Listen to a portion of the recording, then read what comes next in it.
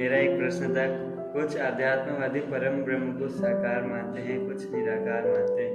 तो शास्त्रों का इस मत में क्या कहना है? प्रभु जी कुछ बताइए। बहुत अच्छा है। आपने ये नहीं पूछा कि इस विषय में मेरा क्या मत है, शास्त्रों का क्या मत है, क्योंकि शास्त्रों के मत की वास्तव में वैल्यू है कि हाँ, आप और मैं क्या सोच रहे हैं ना, हमारे किसी के भी व्यक्तिगत विचारों का कोई महत्व नहीं है। तो जो अध्यात्मवादी परम सत्य के साक्षात्कार में लगे हुए हैं, उनको परम सत्य का जो अनुभूति है वो 3 अवस्थाओं में होती है। तो श्रीमद् भागवतम में बहुत इसकी सुंदर व्याख्या की गई है। वदंती तत् विदस तत्वम यद ज्ञानम अद्वयम ब्रह्मनेति परमात्मेति भगवान इति शब्द थे।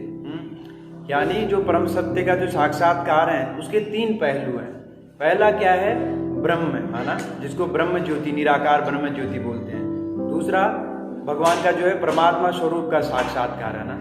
तीसरा जो परम भगवान का साक्षात्कार है। तो इन तीनों में से जो परम भगवान का साक्षात्कार है ना, वो वास्तव में सर्वोच्च और पूर्ण साक्षात्कार है ना, जो परम सत्य का है। इस विषय में जो सर्वोच्च वैदिक अधिकारी हैं ब्रह्मा जी, जब उनको बहुत तपस्या के पश्चात या आध्यात्मिक मार्ग का अनुशीलन करने के पश्चात जब उनका साक्षात्कार की, आत्म साक्षात्कार की परिपक्व अवस्था में वो परम सत्य के विषय में बताते हैं कि परम सत्य कौन है। तो क्या बोलते हैं?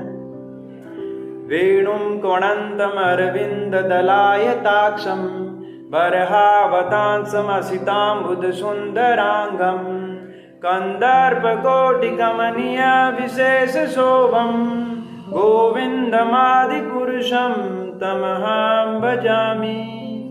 तो ब्रह्मा जी ये नहीं बोल रहे कि परम सत्य जो निराकार, वो क्या बोल रहे हैं? परम सत्य का बहुत सुंदर स्वरूप है वास्तव में। और वो कैसे हैं? वो बोल रहे थे वो वेणुम कोणंतम, वो सुंदर वेणु बजा रहे हैं कि नहीं। अरविंद दलाय ताक्षम, उनके जो नेत्र हैं कमल पुष्प की पंखुड़ियों के समान है कि वेणुम कोणंतम अरविंद दलाय ताक्षम बरहावतंसम, वो क्या करते हैं? अपने सिर पे जो है मोरपंख लगाते हैं। असितांबुद, और उनकी शरीर कैसा है? नवीन मेघ के समान है उनका शरीर है कि नहीं। उनका जो कलर कैसे है उनका शरीर का? नवीन मेघ के समान। और वो कितने अद्भुत सुंदर हैं, भौतिक सुंदरता की उनके साथ कोई तुलना नहीं की जा सकती। जैसे भौतिक संसार में सर्वाधिक सुंदरता का सर्वश्रेष्ठ उदाहरण कौन है? कामदेव है कि नहीं ना। तो क्या बोल रहे हैं? कंदर्प कोटि, ऐसे करोड़ों कामदेव जो है कमनीय विशेष शोभम, उनकी सुंदरता के समक्ष जो है वास्तव में फीके हैं कि नहीं। जो परम सत्य के साक्षात्कार के जो अन्य पक्ष हैं वो वास्तव में इन्हीं के जो है अपूर्ण ज्ञान के कारण जो है अध्यात्मवादियों को जो है महसूस होते हैं, उनकी अनुभूति होती है। जैसे कोई ज्ञान मार्ग का अनुशीलन करके जो है परम सत्य को जानना चाहता है, तो उसको केवल जो भगवान श्री कृष्ण के दिव्य शरीर से निकलने वाली जो कांति है उसी को जो है उसी वहीं तक का उसको ज्ञान हो पाता है ना। तो उसको क्या बोला जाता है? ब्रह्म साक्षात्कार है कि नहीं।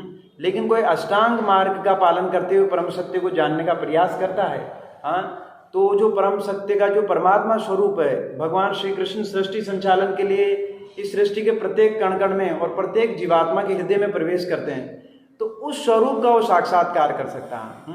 लेकिन वास्तव में भगवान का संपूर्ण साक्षात किस प्रकार से किया जा सकता है? भक्त्या माम अभिजानाति, भगवान बोल रहे हैं केवल मेरे को भक्ति मार्ग से ही जाना जा सकता है वास्तव में।